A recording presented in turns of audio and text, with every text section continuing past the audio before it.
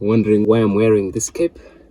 Well, it's because a lot of people that drive these cars wear these capes. Wanna know which drivers? Subaru drivers. Hey guys, I am in the 2008 Subaru, I almost said Mitsubishi, Subaru Forester, and this is almost the basic version, and this is a 2-liter automatic. It's basic.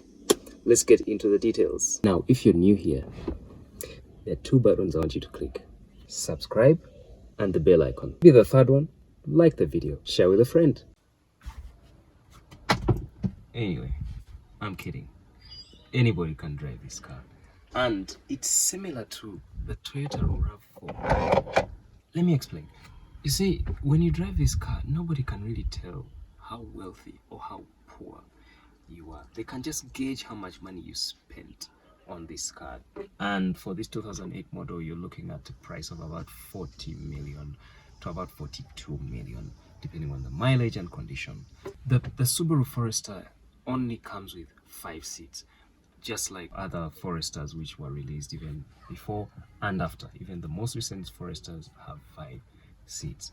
And you see, Subaru did not get so much into the nitty-gritties of trying to compete with who and who. Yes, the world has competition, but they did what they do best. This car has torque. And I'm starting to realize why people love to buy Subarus, and those who buy Subarus want to stick to Subarus, because once you get going, it just keeps pulling.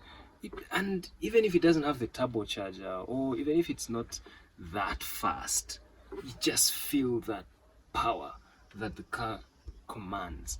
And once you step, it just pulls. So this one has a 5-speed automatic gearbox, which is so far so good. I've liked it, and I've been seeing on the fuel consumption is doing about 10 kilometers per liter, which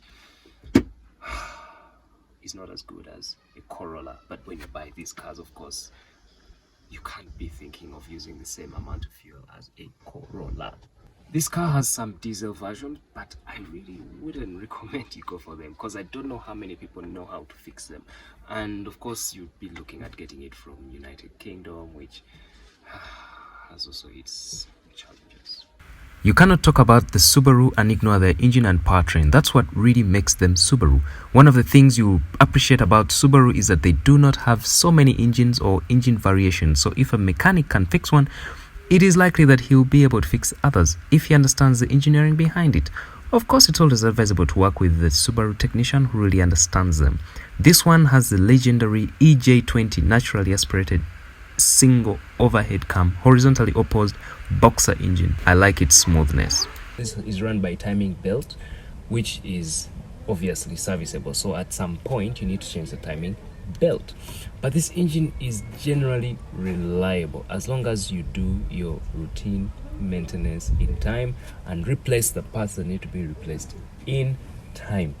It's also very tunable, and I think that's why a lot of the fans and the Forester Nation and the Subaru fans and all those drivers love this car, because this has about 140 something horsepower, but it can be boosted all the way to 300 horsepower. What? So what goes wrong with the Subaru Foresters? Some people say they get issues with steering wheels, the steering wheel rack, and tons of people say they've had challenges with that. Now, if you can tell us in the comments what your experience was, that would be beautiful. Now, personally, I haven't driven this car for a long time, so I can't be the one to say whether that's true or not true. However, if you check online, you find that not so many people have that problem in those countries. This is my theory.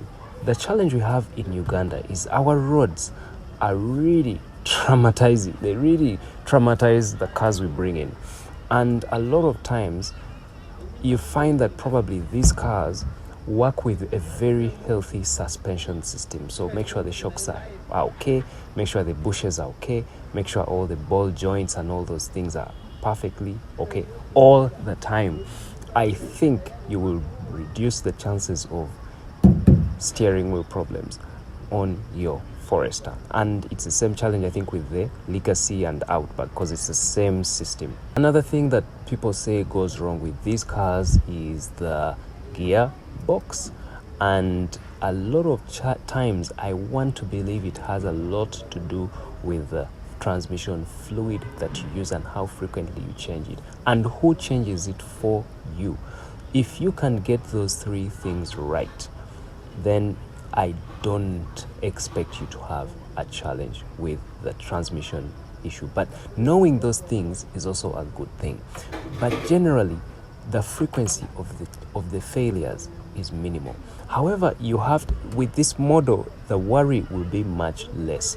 You have to be very, very, very keen on all these things with the newer Subaru Foresters, whether it is the gearbox, whether it's the steering wheel, whether it's the lubrication and all those things that you require to have the car in full great condition all the time. Subarus are generally awesome cars. So this Subaru has these beautiful fog lights, and we like to order our cars as much as possible with fog lights because we have a lot of uneven roads, and driving on such roads in the dark is quite a challenge if you do not have these fog lights. So this car was specifically spec'd for a person who is just a daily commuter and doesn't drive too much and spends most of their time in the rural areas. And so we went for the steel wheels and easily serviceable tires, so we minimize those low profile tires that are just expensive, one to purchase but also maintain. But this car is generally really, really easy. It's a basic version. It doesn't have all those toys like push button ignition and all those kinds of things, and it's generally a very utilitarian car. Anybody can drive this car. I specifically love the fact that it's got quite an ample legroom for both the front and the rear seats drivers, as compared to the previous model, which had a really squeezed behind for the passengers. This has more legroom and it's way more comfortable. This Subaru may be basic, but its off-road ability is not compromised at all.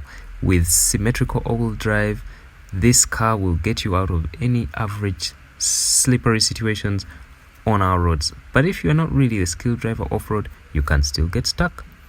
One of the surprising things that I found when I sat in the Forester, you know, when you look at it from the outside, it seems like a high car, a car that you sit high, but when you sit in it, actually, you sit quite low.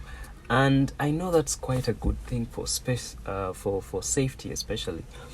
But it just kills that expectation that I had. However, I can't complain. The seats are really comfortable. And these are the fabric seats, but I'm just imagining what the leather seats would feel like. Probably more comfortable. The only difference is that the driver can adjust their seat, so actually you can jack it up, and you'll see that when I'm in the driver's seat, you can actually raise your seat, but the passenger seat is fixed. You can't lift it, you can't lower it. But maybe let me know in the comments, if you have the leather seats, can you actually adjust them lower or higher? Here are some of the amenities with the Forester. It's got quite an amount of storage to keep a number of things that you would like to hold on to while driving. This has got single zone AC only at the front. It has got a keyless entry. It has the vanity mirror as well as something to keep your shades. So driving the Subaru Forester, I dare say this car is a better car than the Rav4. And I know the Rav4 is Toyota and it's, you know, reliable and everything, but it also has its problems. And the Forester just feels nicer, it feels quieter, and it has that pulling power that I talked about earlier. Like if I step now, see how the camera is going to react. wow, like it just keeps pulling, and doesn't stop, and that's just amazing. Like, of course, you know, car enthusiasts always love speed, power. I'm just imagining if this car was turbocharged, probably manual gearbox. I would have an awesome evening. Anyway, I know all you people who drive powerful cars are like, how do you get excited by just 100 and something horsepower? But I'm just trying to explain to the people who are just trying to get into Subaru how this car has got that pulling power, and it just keeps pulling, like it just keeps pulling, like it just keeps going. Just amazing. And the fact that it's even able to brake like in time is just beautiful. Anyway, and the difference also with this is that I don't have to scream too much. Like, you can actually hear, and it's really comfortable. And see, if you can maintain this, I don't expect this kind of quiet bushes and things like that. I don't expect you to have a problem with your with your steering wheel. As much as the Subaru is really powerful and you feel that torque when you hit the accelerator, let me just say it comes at a cost, because the way Subarus are calibrated, you have to always have the four wheels pulling at the same time. So that means the fuel consumption is not the best in that regard. So you're going to have to visit the fuel pump more frequently than a Toyota Rav4 driver, and yet the Rav4 actually has a bigger engine than this one.